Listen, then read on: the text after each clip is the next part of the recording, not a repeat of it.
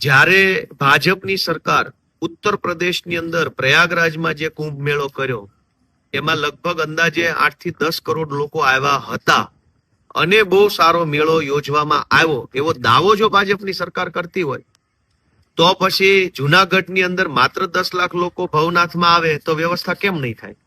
તમે તો દાવા એવા કરો છો કે 10 કરોડ લોકોની વ્યવસ્થા પૂરી પાડી. હવે 10 કરોડ લોકોની વ્યવસ્થા પૂરી પાડો છો તો 10 લાખ લોકોની વ્યવસ્થા પૂરી નહીં પડે. અને એટલે આ આખું જે ભવનાથનો મેળો છે એનું આધ્યાત્મિક મહત્વ ઓછું થઈ જાય એવા પ્રયત્નો ભાજપની સરકારે કર્યા છે. હવે જો ગિરનાર દરવાજાથી અંદર વાહનો લઈ જવા દેવામાં નહીં આવે તો 10 લાખ લોકો પણ જો મહાશિવરાત્રીના મેળામાં આવે અને 10 લાખ લોકો પૈકી 5 લાખ લોકો જો વાહનો લઈને આવશે તો એ 5 લાખ વાહનો જુનાગઢ સિટીમાં તો ક્યાંય મૂકી શકાય એવી જગ્યા છે જ નહીં. એવી કોઈ વ્યવસ્થા જુનાગઢ સિટી આખું ટ્રાફિક જામ થઈ જશે, આખું સિટી હેરાન થશે. બીજું કે ભવનાથમાં મહાશિવરાત્રીના મેળામાં દૂર દૂરથી લોકો આવતા હોય છે.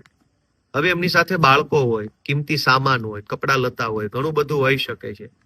તો એ બધા થેલા શું ખભે લબડાવીને 8 કિલોમીટર ચાલતા બહેનોએ જવાનું? કોઈ માનો કે 2 દિવસ મેળામાં રોકાવા માટે આવ્યું છે અને માનો કે ભાવનગર જિલ્લામાંથી કે સાબરકાંઠાથી કોઈ મહાશિવરાત્રીનો મેળો કરવા આવ્યું તો 4 જોડી કપડા લઈને આવ્યા. હવે 4 જોડી કપડાનો થેલો ખભે લબડાવી અને ગિરનાર દરવાજાથી ભવનાથ સુધી ચાલતા જવાનું. અને સાથે જો નાના બાળકો હોય તો બાળકોને શું તેડીને 8 કિલોમીટર ચાલવાનું?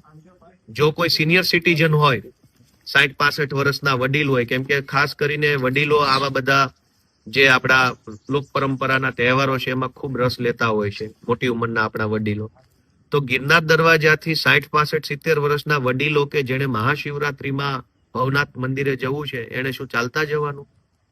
તો આ કેવા પ્રકારની કુમતી કુબુદ્ધિ ભાજપની સરકારને સૂજી છે. અને ખાસ કરીને હર્ષ સંઘવી જયારે આ આખા મહાશિવરાત્રીના મેળામાં લાઇમલાઇટમાં રહેવા માટેનું આખું આયોજન ગોઠવે છે તો એમને વિનંતી છે કે હિન્દુ પરંપરાનો તમે દાવો કરો છો, હિન્દુત્વવાદી સરકાર હોવાનો દાવો કરો છો, તો શા માટે હિન્દુ શ્રદ્ધાળુઓ હેરાન થાય, પરેશાન થાય, 8-8 કિલોમીટર ચાલવું પડે એવા પ્રકારના મનગઢંત નિર્ણયો લો છો? અને આની અંદર બીજું પણ તકલીફ છે કે જુનાગઢ શહેરમાં રહેતા જે કંઈ પણ 2-5 લાખ લોકો છે એમાંથી મોટા ભાગના લોકો રાત્રે ડાયરો માણવા માટે જતા હોય છે, કેમ કે ત્યાં અલગ અલગ જગ્યાએ સંતવાણી ચાલતી હોય છે. તો એ દરેક માણસે રોજ રાત્રે જો 2 વ્હીલ લઈને જવા મળે, 4 વ્હીલ લઈને જવા મળે તો રોજ રાત્રે કમસે કમ 50,000 થી 1 લાખ માણસો માત્ર જુનાગઢ સિટી કે જુનાગઢના આસપાસના ગામડામાંથી પણ રોજ રાત્રે સંતવાણી સાંભળવા જઈ શકે. પણ હવે તો વાહન લઈને જવા નથી દેવાના તો રોજ રાત્રે 8 કિલોમીટર સુધી જઈ અને ભવનાથમાં કોણ જાય?